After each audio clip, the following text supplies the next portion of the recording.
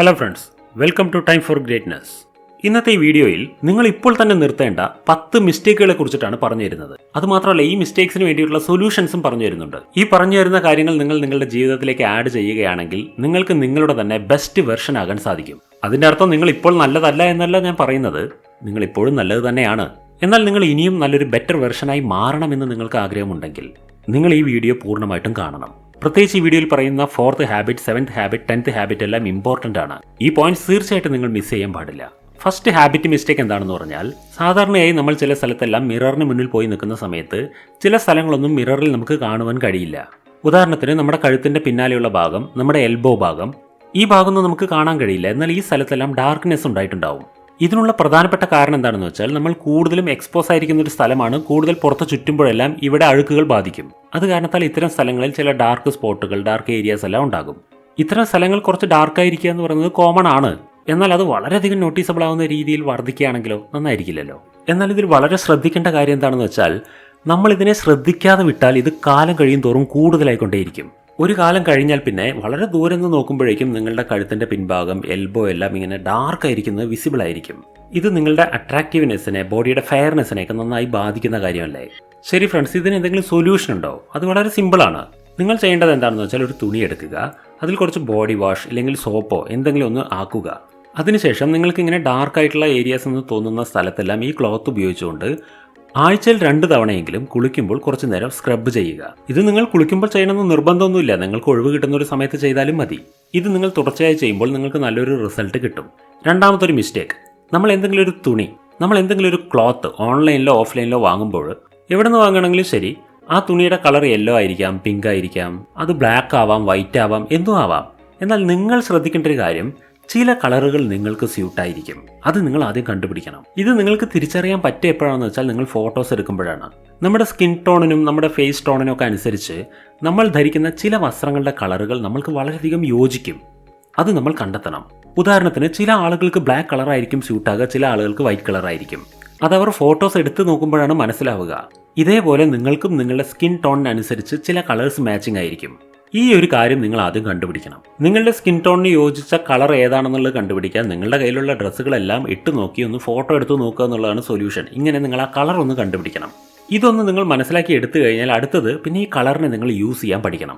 ഉദാഹരണത്തിന്, ഇപ്പം ഞാൻ ബ്ലാക്ക് കളർ ഡ്രസ്സ് ഇടുന്ന വ്യക്തിയാണെന്ന് ഇരിക്കട്ടെ, പക്ഷേ എനിക്കൊരു ബ്ലൂ കളർ ഡ്രസ്സ് എടുക്കണമെന്നുണ്ടെങ്കിൽ ബ്ലാക്ക് മിക്സ് ആയിട്ടുള്ള ഏതെങ്കിലും ബ്ലൂ കളേഴ്സ് ഉണ്ടോ എന്നുള്ളതാണ് ഞാൻ നോക്കുക. അങ്ങനെ നിങ്ങൾക്ക് ഇഷ്ടപ്പെട്ട ആ കളർ, അങ്ങനെ നിങ്ങൾക്ക് യോജിക്കുന്ന ആ കളർ നിങ്ങൾ കണ്ടെത്തി കഴിഞ്ഞാൽ നിങ്ങളുടെ ഡ്രസ്സിൽ ആ കളർ നിലനിർത്തുവാൻ നിങ്ങൾ ശ്രമിക്കുക. ഇത് ഫോട്ടോഷൂട്ടിലൂടെ നിങ്ങൾക്ക് മനസ്സിലാക്കാൻ കഴിയും. എന്നാൽ ഇങ്ങനെ ഫോട്ടോഷൂട്ടിലൂടെ ഇത് മനസ്സിലാക്കുമ്പോൾ ഒരു കാര്യം ശ്രദ്ധിക്കണം, നിങ്ങൾ ഒരു ഫിൽറ്ററും ഇടാതെ, ഒരു തരത്തിലുള്ള എഡിറ്റിംഗ് ചെയ്യാതെ വേണം ആ ഫോട്ടോ നിങ്ങൾ മാച്ച് ചെയ്ത് നോക്കാൻ. നിങ്ങൾ എടുത്ത ഫോട്ടോ റോ ആയിരിക്കണം, അത് വെച്ചിട്ട് വേണം ഇത് കണ്ടുപിടിക്കാൻ. മൂന്നാമത്തെ മിസ്റ്റേക്ക് എന്താണെന്ന് വെച്ചാൽ, നമ്മൾ ബോഡിയുടെ ഏതെങ്കിലും ഒരു ഭാഗം ഷേവ് ചെയ്യുകയാണെങ്കിൽ, നമ്മുടെ ശരീരത്തിലെ ഏത് പോർഷനിലാണെങ്കിലും നമുക്ക് ഷേവ് ചെയ്യുകയോ ട്രിം ചെയ്യുകയോ ഒക്കെ ചെയ്യേണ്ടി വരുമല്ലോ. അങ്ങനെ നിങ്ങൾ ബോഡിയിൽ എവിടെയെങ്കിലും ഷേവ് ചെയ്യുന്ന സമയത്ത് നിങ്ങൾക്ക് ഷേവിംഗ് ക്രീം യൂസ് ചെയ്യണമെന്നുണ്ടെങ്കിൽ അതിന് പകരം കണ്ടീഷണർ ഉപയോഗിക്കുന്നതാണ് നല്ല ഓപ്ഷൻ. ഉദാഹരണത്തിന്, നമ്മളുടെ നെക്കിലുള്ള ഹെയറൊക്കെ ഒന്ന് ഷേവ് ചെയ്യണമെന്നുണ്ടെങ്കിൽ അവിടെയെല്ലാം ക്രീം ഉപയോഗിക്കുന്നതിന് പകരം കണ്ടീഷണർ യൂസ് ചെയ്യാണ് നല്ലത്. കാരണം നിങ്ങൾക്ക് ആ സ്കിൻ കറക്റ്റായിട്ട് അറിയാൻ പറ്റും. ഇതിലൂടെ നിങ്ങളുടെ സ്കിൻ കട്ടാവാനുള്ള ചാൻസ് വളരെ കുറവായിരിക്കും.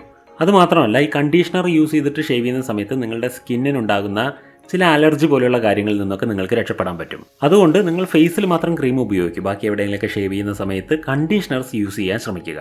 ഇത് നിങ്ങൾക്ക് ഒരു എക്സ്ട്രാ അഡ്വാൻറ്റേജ് ആയിട്ട് വർക്ക് ചെയ്യും. നാലാമത്തെ കാര്യം എന്താണെന്ന് വെച്ചാൽ, നിങ്ങളുടെ ചില ഫ്രണ്ട്സ് ആൻഡ് റിലേറ്റീവ്സ് ഉണ്ടായിരിക്കും നിങ്ങളുടെ മൈൻഡിനെ നശിപ്പിക്കുന്ന രീതിയിലുള്ള എന്തെങ്കിലും വീഡിയോസോ മറ്റോ നിങ്ങൾക്ക് ഷെയർ ചെയ്യുന്ന ആളുകൾ. നിങ്ങൾ അനാവശ്യമായ കാര്യങ്ങളിലേക്ക് കൊണ്ടുപോകുന്ന വീഡിയോസ്, അതെല്ലാം നിങ്ങൾക്ക് ഷെയർ ചെയ്യുന്ന ആരെങ്കിലും ഫ്രണ്ട് സർക്കിളിൽ ഉണ്ടെങ്കിൽ അവരെ തീർച്ചയായിട്ടും നിങ്ങൾ ബ്ലോക്ക് ചെയ്ത് വെക്കൂ. കാരണം അത് നിങ്ങൾ ഫോളോ ചെയ്ത് കഴിഞ്ഞാൽ അത്തരം കാര്യങ്ങൾ നിങ്ങൾ അഡിക്റ്റ് ആയി പോകും. ഇത്തരത്തിലുള്ള കാര്യങ്ങൾ വളരെ കുറച്ചൊക്കെ ആണെന്നുണ്ടെങ്കിൽ ഓക്കെ, പക്ഷേ ഇങ്ങനെയുള്ള കാര്യങ്ങൾ നമ്മൾക്കൊരു അഡിക്ഷൻ ഉണ്ടായി കഴിഞ്ഞാൽ പിന്നെ നമ്മുടെ കോൺസെൻട്രേഷൻ ലെവൽ വളരെയധികം കുറഞ്ഞു പോകും. ഇത് നിങ്ങൾക്ക് നിങ്ങളെ തന്നെ നോട്ടീസ് ചെയ്ത് കഴിഞ്ഞാൽ മനസ്സിലാവുന്ന കാര്യമല്ലേ.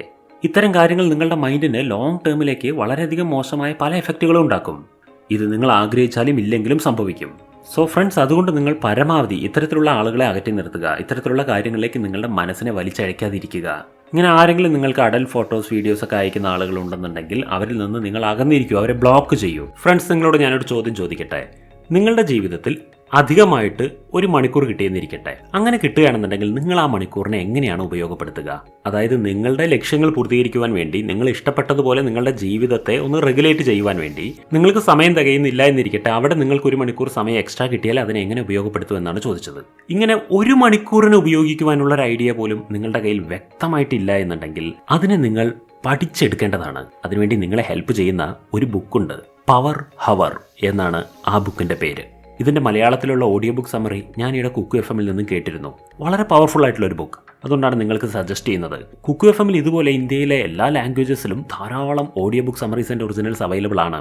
അത് നിങ്ങൾക്ക് ഒരു മാസത്തേക്ക് വെറും 49 രൂപ ചെലവാക്കിക്കൊണ്ട് കുക്കു FM-ന്റെ മെമ്പർഷിപ്പ് എടുക്കുകയാണെന്നുണ്ടെങ്കിൽ ആക്സസബിളുമാണ്. അതാണ് കുക്കു FM-ന്റെ 50% മന്ത്ലി സബ്സ്ക്രിപ്ഷൻ ഡിസ്കൗണ്ട്. എന്നാൽ നിങ്ങൾക്ക് ഈ ഓഫർ കിട്ടണമെന്നുണ്ടെങ്കിൽ നിങ്ങൾ ഈ TGM50 എന്ന കൂപ്പൺ കോഡ് ഉപയോഗിക്കണമെന്ന് മാത്രം. ലോകത്തിലെ വിശ്വപ്രസിദ്ധമായ ഇത്തരം പുസ്തകങ്ങളെ നമ്മുടെ ലാംഗ്വേജിൽ നമ്മൾക്ക് എക്സ്പ്ലെയിൻ ചെയ്തു തരുന്ന ഈ പ്ലാറ്റ്ഫോമിനെ കുറിച്ച് കൂടുതൽ അറിയുവാനും സബ്സ്ക്രിപ്ഷൻ എടുക്കുവാനും ഡിസ്ക്രിപ്ഷൻ ബോക്സിലും പിൻ കമന്റിലും കൊടുത്തിട്ടുള്ള കുക്കു FM-ന്റെ ലിങ്കിൽ ക്ലിക്ക് ചെയ്യുക.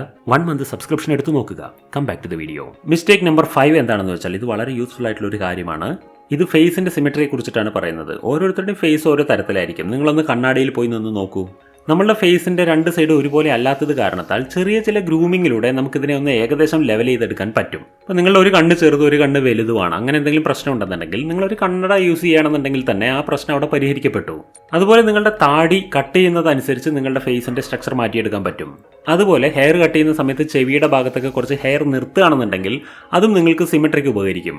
നിങ്ങൾ ചെയ്യുന്ന എന്താണെന്ന് വെച്ചാൽ നിങ്ങളുടെ ഫേസിന് ഒരു സ്ട്രക്ചർ കൊടുക്കുകയാണ്. നിങ്ങളുടെ മുഖം കുറച്ച് ഓവൽ ഷേപ്പിലാണെങ്കിൽ അല്ലെങ്കിൽ റൗണ്ട് ഷേപ്പിലാണെങ്കിൽ ഏത് ഷേപ്പിലാണെന്നുണ്ടെങ്കിലും അതിനനുസരിച്ച് നിങ്ങളുടെ താടി വെട്ടുന്നിടത്ത് ജോലൈൻ്റെ ഭാഗത്തൊക്കെ ഓരോ ഷേപ്പുകൾ ക്രിയേറ്റ് ചെയ്തുകൊണ്ട് നിങ്ങളുടെ ബിയർഡ് ഉപയോഗിച്ചുകൊണ്ട് തന്നെ നിങ്ങളുടെ മുഖത്തിൻ്റെ ഷേപ്പ് മാറ്റാം. അതുപോലെ തന്നെ നിങ്ങളുടെ മുഖം വളരെ കൂർത്ത രീതിയിലൊക്കെ ഉള്ളതാണെന്നുണ്ടെങ്കിൽ നിങ്ങളുടെ ഷേവിങ് ആ രീതിയിലേക്ക് മാറ്റിയെടുത്തിട്ട് നിങ്ങൾക്ക് ചേഞ്ച് ചെയ്യാൻ പറ്റും. ഇങ്ങനെയുള്ള പല ടെക്നിക്കുകൾ ഉപയോഗിച്ചുകൊണ്ട് നിങ്ങളുടെ ഫേസിന്റെ സിമെട്രി നിങ്ങൾക്ക് കാത്തു സൂക്ഷിക്കാൻ കഴിയും എന്നാണ് ഞാൻ പറഞ്ഞതിൻ്റെ അർത്ഥം. അടുത്തൊരു മിസ്റ്റേക്ക് എന്താണെന്ന് വെച്ചാൽ നമ്മുടെ ഷൂസിന്റെ സ്മെല്ലാണ്. കൂടുതൽ ആളുകൾ ബോഡിയുടെ ബാഡ് സ്മെല്ലിനെ കുറിച്ച് ഒരുപാട് ശ്രദ്ധ വയ്ക്കുന്നുണ്ട്. എന്നാൽ നമ്മൾ കൂടുതൽ പേരും ഷൂസിന്റെ സ്മെല്ലിനെ കുറിച്ച് തീരെ അവെയർ അല്ല എന്നുള്ളതാണ് സത്യം. നിങ്ങളുടെ ഷൂവിൽ നിന്ന് വളരെയധികം ബാക്ടീരിയ സ്മെല്ല് വരുന്നുണ്ടെന്നിരിക്കട്ടെ, കാരണം എല്ലാവരുടെയും ബോഡി ഡിഫറൻ്റ് ആണല്ലോ. ചിലർക്കെല്ലാം ഷൂവിൽ നിന്ന് ഒരുപാട് സ്മെല്ല് വരും. നിങ്ങൾ അങ്ങനെയുള്ളൊരു വ്യക്തിയാണെന്നുണ്ടെങ്കിൽ നിങ്ങളുടെ ആ സ്മെൽ മറ്റുള്ളവരെ ഉപദ്രവിക്കുന്ന രീതിയിൽ ആകരുത് എന്ന് നിങ്ങൾ ആഗ്രഹിക്കുന്നുണ്ടെങ്കിൽ ആദ്യം നിങ്ങൾ ചെയ്യേണ്ടത് ഷൂ അഴിച്ചതിന് ശേഷം ഉടനെ തന്നെ നിങ്ങളുടെ സോക്സ് തലതിരിക്കണം. അതിനുവേണ്ടി നിങ്ങൾ എന്ത് ചെയ്യണമെന്ന് വെച്ചാൽ ഷൂ ഇടുന്നതിന് മുമ്പ് നിങ്ങളുടെ സോക്സ് ഒന്ന് അടിമറിച്ചിടണം. അതിനുശേഷം ആ സോക്സിൽ നിങ്ങൾ കുറച്ച് പൗഡർ ഇടണം. അല്ലാന്നുണ്ടെങ്കിൽ മെഡിക്കൽ സ്റ്റോറിൽ നിന്ന് നിങ്ങൾക്ക് anti bacterial anti fungal powders ഒക്കെ കിട്ടും, അത് ഉപയോഗിക്കാം. അതിനുശേഷം നിങ്ങൾ ആ സോക്സ് ഇട്ടിട്ട് ഷൂസ് ഇടുകയാണെന്നുണ്ടെങ്കിൽ നിങ്ങൾക്ക് ഇത്തരത്തിലുള്ള സ്മെല്ലുണ്ടാകാനുള്ള ചാൻസ് വളരെ കുറവായിരിക്കും. അതായത് ഒരു 4-5 മണിക്കൂർ ഷൂ ഇടുമ്പോഴേക്കും നിങ്ങളുടെ ഷൂ സ്മെല്ലടിക്കുന്നുണ്ട് എങ്കിൽ അതൊരു 8-10 മണിക്കൂറായിട്ട് കൂട്ടുവാൻ, ആ ഒരു ഡ്യൂറേഷൻ കൂട്ടുവാൻ ഇതുകൊണ്ട് സാധിക്കും. അതിനുള്ള കാരണം എന്താണെന്ന് വെച്ചാൽ നമ്മളിങ്ങനെയുള്ള പൗഡറുകൾ യൂസ് ചെയ്യുമ്പോൾ ആ സ്ഥലത്ത് ബാക്ടീരിയകൾ വർക്ക് ചെയ്യാനുള്ള സാധ്യത വളരെ കുറഞ്ഞു പോകും. അതുമാത്രമല്ല നമ്മുടെ കാലിലുണ്ടാകുന്ന സ്വെറ്റിംഗ് പ്രോബ്ലംസിനെല്ലാം ഒരു കൺട്രോൾ ഉണ്ടാവുകയും ചെയ്യും. 7ാമത്തെ കാര്യം എന്താണെന്ന് വെച്ചാൽ നമ്മളിപ്പോൾ ഷൂസിന്റെ സ്മെല്ലിനെ കുറിച്ചിട്ടാണ് പറഞ്ഞത്. അതുപോലെ അടുത്തത് നിങ്ങളുടെ ബോഡിയുടെ ഓർഡർ. ഇതിൽ ഞാൻ പെർഫ്യൂമിനെ കുറിച്ചോ ഒന്നും അല്ല പറയാൻ പോകുന്നത്. എന്നാൽ നിങ്ങൾക്ക് എപ്പോഴാണ് ആവശ്യമെന്ന് തോന്നുന്നത് അപ്പോൾ നിങ്ങൾ അതുപോലെയുള്ള പെർഫ്യൂംസ് ഒക്കെ യൂസ് ചെയ്തോളൂ. ഇതൊന്നും ആവശ്യമില്ലാതെ ഉപയോഗിച്ചുകൊണ്ടിരിക്കരുതെന്നാണ് പറഞ്ഞത്. ഉദാഹരണത്തിന് നിങ്ങൾക്ക് വർക്കൊന്നുമില്ല, വീട്ടിലിരിക്കുകയാണെങ്കിൽ പോലും പെർഫ്യൂം ഉപയോഗിക്കുന്ന ശീലം ഉണ്ടെങ്കിൽ അതൊക്കെ നിർത്തിയാൽ നല്ലതാണ്. ഇനി നിങ്ങൾ നിങ്ങളുടെ ശരീരത്തിൽ ടച്ചാവുന്ന പോലെ പെർഫ്യൂം ചെയ്യുകയാണെന്നുണ്ടെങ്കിൽ ആദ്യം അവിടെ ഒന്ന് വാസലിൻ പുരട്ടണം. അങ്ങനെയാണെന്നുണ്ടെങ്കിൽ നിങ്ങൾ ആ വാസലിന് മേലെ ഈ സ്പ്രേ ചെയ്യുന്ന സമയത്ത് നിങ്ങളിൽ ആ സ്മെല്ല് എക്സിസ്റ്റ് ചെയ്യുന്നതിൻ്റെ ടൈം കൂടും. അതുപോലെ നിങ്ങൾ ഡിയോഡറൻറ്റ് യൂസ് ചെയ്യുകയാണെന്നുണ്ടെങ്കിൽ അതിനു മുമ്പ് ആ സ്ഥലത്ത് നിങ്ങൾ മോയ്സ്ചറൈസർ യൂസ് ചെയ്യണം. ഇതും നിങ്ങൾ ഉപയോഗിക്കുന്ന ഡിയോഡറൻറ്റിൻ്റെ ആ ഒരു എഫക്റ്റിനെ ഒരുപാട് നേരത്തേക്ക് നിലനിർത്തുവാൻ ഹെൽപ്പ് ചെയ്യും. ഉദാഹരണത്തിന് നിങ്ങൾ ഇപ്പോൾ ഉപയോഗിക്കുന്ന ഡിയോ ഒരു 3 to 4 hours ആണ് നിലനിൽക്കുന്നത് എങ്കിൽ ഇതിൻ്റെ എഫക്റ്റ് ഒരു 7 to 8 hours ആയിരിക്കും. 8ാമത്തെ കാര്യം എന്താണെന്ന് വെച്ചാൽ നമ്മൾ കൂടുതൽ ആളുകളും നമ്മുടെ ലിപ്പിൻ്റെ താഴെയുള്ള ഭാഗത്തെക്കുറിച്ച് ഒട്ടും ശ്രദ്ധിക്കുന്നില്ല എന്നുള്ളതാണ് സത്യം. കൂടുതൽ ആളുകൾ ലിപ്പിനെ കുറിച്ച് തന്നെ ശ്രദ്ധിക്കുന്നില്ല. എന്നാൽ നിങ്ങൾ ശ്രദ്ധിച്ചിട്ടുണ്ടോ, കുറേ പേർക്ക് ഇങ്ങനെയുണ്ട്, ലിപ്പിന് ചുറ്റുമുള്ള ഭാഗത്ത് ഒരു വൈറ്റ് കളർ ഉണ്ടാകുന്ന സാധ്യതയുണ്ട്. നിങ്ങൾ എന്താ ചെയ്യേണ്ടത് ഇതിനുള്ള പരിഹാരമായിട്ടെന്ന് വെച്ചാൽ ആൾട്ടർനേറ്റീവ് ഡേയ്സിൽ ലിപ്സിൻ്റെ ചുറ്റുമുള്ള ഭാഗത്തെല്ലാം മോയ്സ്ചറൈസേഴ്സ് യൂസ് ചെയ്യണം. നമ്മൾ മീശയും താടിയൊക്കെ ഉള്ളത് കാരണത്താൽ ഈ സ്ഥലത്ത് പല അഴുക്കുകളും വർദ്ധിച്ചു വരുവാൻ സാധ്യതയുണ്ട്. അത് കാരണത്താലാണ് അവിടെ ഒരു വൈറ്റ് കളർ വരുന്നത്. അത് നിങ്ങൾ മോയ്സ്ചറൈസ് യൂസ് ചെയ്യുക, നല്ലപോലെ സ്ക്രബ് ചെയ്യുകയൊക്കെ ചെയ്തിട്ട് പരിഹരിക്കാൻ പറ്റും. അടുത്ത പോയിന്റാണ് അപ്പർ ബോഡി ആൻഡ് ലോവർ ബോഡിയുടെ ബാലൻസ്. ഇത് ഇന്ത്യയിലെ ഒരു കോമൺ ആയിട്ടുള്ള പ്രശ്നമാണ്. കൂടുതൽ ആളുകളുടെ പ്രശ്നമാണിത്. അതായത് ഇടുപ്പിന്റെ താഴെയുള്ള ഭാഗം ഒട്ടും അട്രാക്റ്റീവ് ആയിരിക്കില്ല. അത് നിങ്ങൾ ജിമ്മ് പോകുന്നുണ്ടോ ഇല്ലയോ അതൊന്നും ഡിപ്പെൻഡ് ചെയ്തിട്ടല്ല ഇരിക്കുന്നത്. ഇത് എല്ലാവർക്കുള്ള കോമൺ പ്രോബ്ലമാണ്. ഇതിനെന്താ സൊല്യൂഷൻ എന്ന് വെച്ചാൽ നിങ്ങളുടെ ഡ്രസ്സിങ്ങിൽ ചില ചേഞ്ചസ് കൊണ്ടുവന്നാൽ മതി. അല്ലാന്നുണ്ടെങ്കിൽ പിന്നെ നിങ്ങൾ നിങ്ങളുടെ ലെഗിന് കൂടുതൽ വർക്കൗട്ട് കൊടുത്തിട്ട് അത് ശരിയാക്കി എടുക്കേണ്ടി വരും. എന്നാൽ എന്തെല്ലാം ചെയ്തിട്ടും നിങ്ങളുടെ ലെഗിൻ്റെയൊക്കെ ഷേപ്പ് ശരിയാക്കി എടുക്കാനൊന്നും പറ്റുന്നില്ല എങ്കിൽ നിങ്ങൾ ഡ്രസ്സിൽ അഡ്ജസ്റ്റ് ചെയ്താൽ മതി. നിങ്ങൾ നിങ്ങളുടെ ജീൻസ്, ഷോർട്സ് എല്ലാം ഉപയോഗിക്കുന്ന സമയത്ത് ശ്രദ്ധിക്കണം നിങ്ങളുടെ കാലുകൾ എങ്ങനെയുള്ളതാണ്, ആ കാലുകൾക്ക് സ്യൂട്ടാവുന്ന ഡ്രസ് കോഡ് ഏതാണ്, ഇതിനെക്കുറിച്ച് ശ്രദ്ധിച്ചിട്ട് വേണം അത് ചെയ്യുവാൻ. അതിനനുസരിച്ച് അരയുടെ കീഴെയുള്ള ഭാഗത്തേക്ക് അത്യാവശ്യം ഭംഗി ഉണ്ടാക്കുന്ന തരത്തിൽ ആവശ്യമുള്ള ലൂസ്, ടൈറ്റ് എല്ലാം ബാലൻസ് ചെയ്യുകയാണെന്നുണ്ടെങ്കിൽ നിങ്ങളുടെ ലോവർ ബോഡിയുടെ അട്രാക്റ്റീവ്നെസ് വർദ്ധിപ്പിക്കുവാൻ സാധിക്കും. ചില ആളുകൾ എങ്ങനെയാണ് അപ്പർ ബോഡിയിലേക്ക് നല്ല ലൂസായിട്ടുള്ള ഡ്രസ്സും കാലുകൾക്ക് വളരെ ടൈറ്റ് ആയിട്ടുള്ള ഡ്രസ്സും ഇടും. ഈ കോമ്പിനേഷൻ എല്ലാവർക്കും ചേരില്ല. അതുകൊണ്ട് നിങ്ങൾ ഓരോ തരം ഡ്രസ് കോഡുകളും ഇട്ട് നോക്കിയിട്ട് നിങ്ങളുടെ ബോഡിക്ക് സ്യൂട്ടാവുന്നത് കണ്ടെത്തണം. അതായത് അപ്പർ ബോഡിക്കും ലോവർ ബോഡിക്കും ഡ്രസ് കോഡിൽ ഒരു ബാലൻസ് വേണമെന്ന് അർത്ഥം. ലാസ്റ്റ് പറയാൻ പോകുന്ന മിസ്റ്റേക്ക് നമ്മുടെ ബോഡി പോസ്റ്ററിനെ കുറിച്ചിട്ടാണ്. എന്താണ് പറഞ്ഞു വരുന്നതെന്ന് വെച്ചാൽ, ഇന്നത്തെ കാലത്ത് നമ്മൾ ഗാഡ്ജറ്റ്സ് കൂടുതലായിട്ട് യൂസ് ചെയ്യുന്നത് കാരണത്താൽ നമ്മുടെ അപ്പർ ബോഡിയുടെ ഒരു പോസ്റ്റർ ഫ്രണ്ടിലേക്ക് വളഞ്ഞുകൊണ്ടായി മാറി.